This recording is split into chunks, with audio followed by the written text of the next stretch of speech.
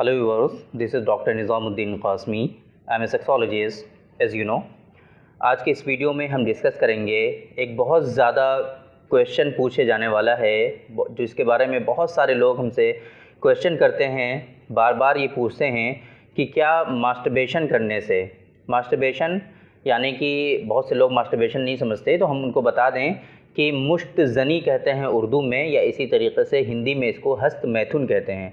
अपना जो private part है, लज्जत हासिल करने के लिए, सेक्सुअल सेटिस्फेक्शन के लिए अपने ही हाथों से उसमें जो है हरकत करके जो सीमेन होता है उसको डिस्चार्ज करना, इजैकुलेशन करना, ये मास्टरबेशन या हस्त मैथुन या इसी तरीक़े से मुश्त ज़नी कहलाता है।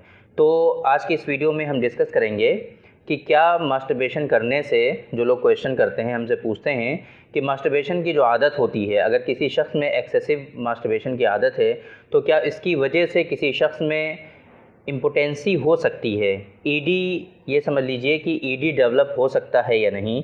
नपुंसकता कहते हैं हिंदी में, नामर्दानगी कहते हैं उर्दू में, ये कंप्लेंट हो सकती हैं या नहीं हो सकती मास्टरबेशन करने की वजह से, या फिर मास्टरबेशन करने की वजह से जो स्पर्म काउंट है, स्पर्म की जो मोटेलिटी है, स्पर्म की प्रोग्रेस है, ये सारी इन तमाम चीज़ों पे क्या फ़र्क पड़ता है मास्टरबेशन करने से।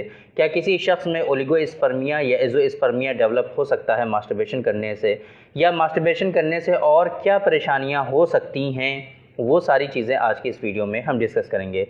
तो मास्टरबेशन करने से, जैसे कि आम लोग ये समझते हैं और बहुत सारे डॉक्टर्स भी ये बात कहते हैं कि मास्टरबेशन करने से कोई नुकसान नहीं होता, किसी तरह का कोई प्रॉब्लम नहीं होता इससे। एक नेचुरल फिनोमेना बताते हैं इसको कि अगर आप मास्टरबेट नहीं भी करेंगे तब भी एक सर्टेन लिमिट के बाद, सर्टेन पीरियड के बाद आपके जो स्पर्म हैं या सीमेन हैं, दोनों ही चीज़ें डिस्चार्ज हो जाती हैं, ताकि न्यू स्पर्म की फॉर्मुलेशन हो सके, न्यू सीमेन आपका जो है वो प्रोड्यूस हो सके। अब अगर आप मास्टरबेट नहीं भी करते हो लेकिन फिर भी वो सर्टेन पीरियड के बाद जब वो चीज़ें डिस्ट्रॉय हो जाती हैं, इजैकुलेशन हो ही जाता है, तो फिर मास्टरबेट करने से क्या परेशानी है। ये मानना है आम तौर से लोगों का कि मास्टरबेशन करने की वजह से कोई परेशानी नहीं होती, लेकिन क्या ये हकीकत है, क्या ये इसमें कोई सच्चाई है? ऐसा हरगिज़ नहीं है। देखिए, ये बात तो कहीं ना कहीं सही है, उन लोगों की जो कॉन्सेप्ट है ये तो सही है कि जो सीमेन है वो एक सर्टेन पीरियड के लिए ही हमारी बॉडी में रहता है, जो स्पर्म हमारे प्रोड्यूस होते हैं वो एक मुतय्यना मुद्दत के लिए ही हमारी बॉडी में रहते हैं। उस बीच अगर उनका इस्तेमाल ना किया जाए तो फिर न्यू स्पर्म, न्यू सीमेन के प्रोडक्शन के लिए, उनके फॉर्मुलेशन के लिए जो पुराना है, जो स्टोर हुआ था, वो डिस्चार्ज हो जाता है, वो निकल जाता है, जिसको हम लोग नॉक्टर्नल इमिसेंस, नाइटफॉल या फिर एहतलाम कहते हैं। हिंदी में उसको जो है स्वप्न दोष के नाम से जानते हैं। तो ये जो कंडीशन है, ये एक सर्टेन पीरियड के बाद नाइटफॉल होता है और ये चीज़ें निकल जाती हैं। ये बात तो सही है, लेकिन क्या सिर्फ इतनी ही सी बात है? क्या ये तरीक़ा जो है मास्टरबेशन का, क्या ये सीमेन को निकालने का, इजैकुलेशन का, क्या ये फितरी, तबई और नेचुरल तरीक़ा है या नहीं है?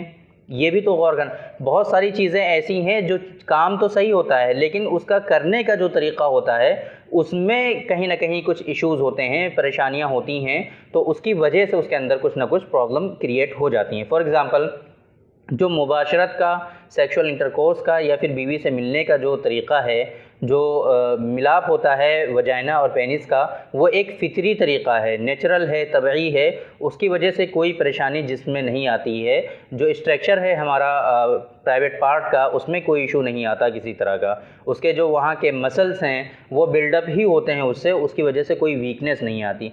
लेकिन मास्टरबेशन करने की वजह से, चूँकि ये ग्रिप जो होती है, ये हमारे हाथों से मास्टरबेट होता है आमतौर पे, तो इसकी जो ग्रिप होती है ये हमारे कंट्रोल में होती है। हम अपने अकॉर्डिंग इसकी ग्रिप को, इसकी सख्ती को हम मेंटेन कर लेते हैं। वजाइना में ये बात नहीं है, उसमें अब अपनी फितरी तौर पे नहीं, मतलब कि ख़ुद से मेंटेन नहीं होती उसकी ग्रिप, वो एक नेचुरल है, तबई है, कुदरती तौर पे उसमें एक ग्रिप है, सख्ती है, उतनी ही रहती है, उससे ज़्यादा नहीं रहती।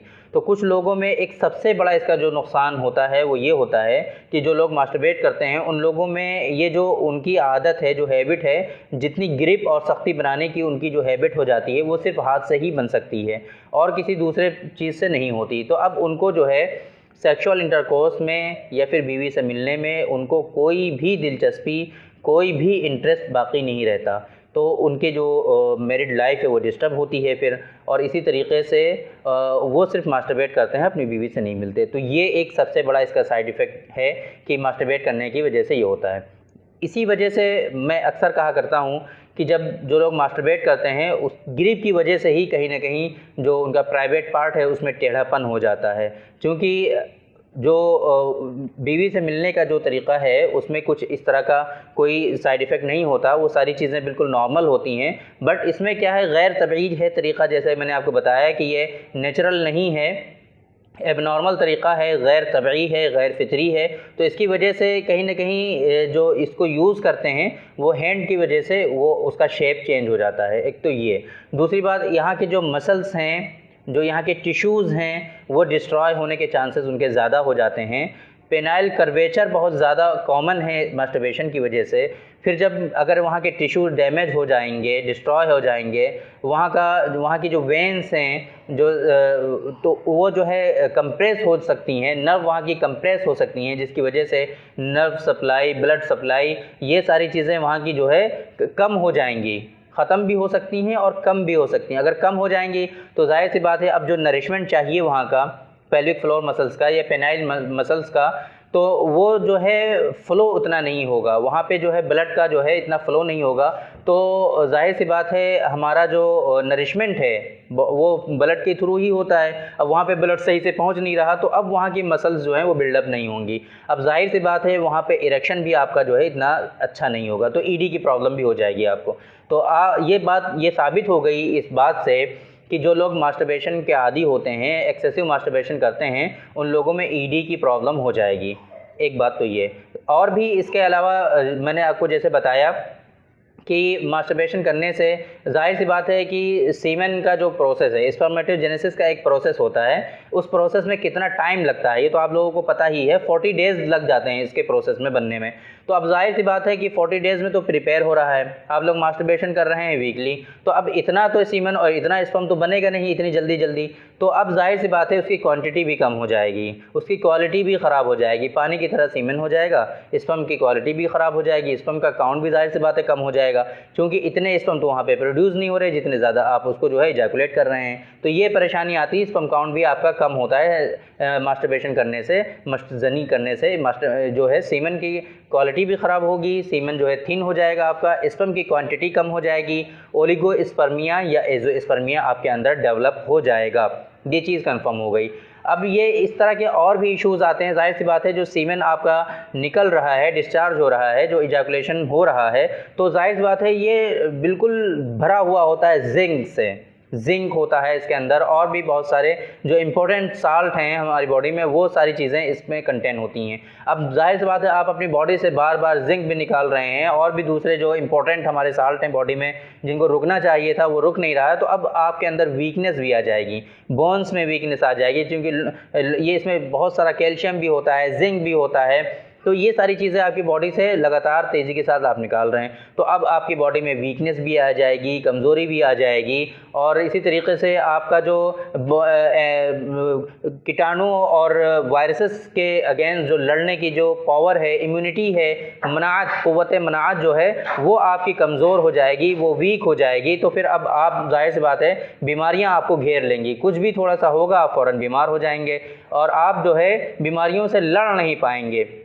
एक तो ये परेशानी, दूसरा ये कि आपकी जो बोन्स हैं, जो हड्डियां हैं वो भी कमज़ोर हो जाएंगी, वीक हो जाएंगी, और आपकी जो पावर है चलने फिरने की, खड़े होने की, स्टैंडिंग पावर, वो सारी कमज़ोर हो जाएंगी।